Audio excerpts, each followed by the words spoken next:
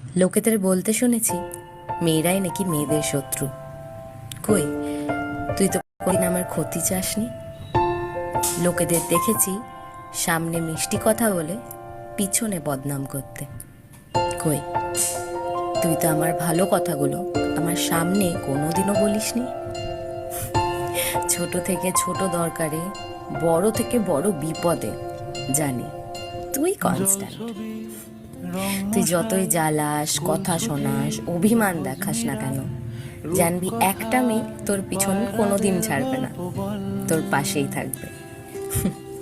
কারণ তোর আর আমার বন্ধুত্বটা এইরকমই। চল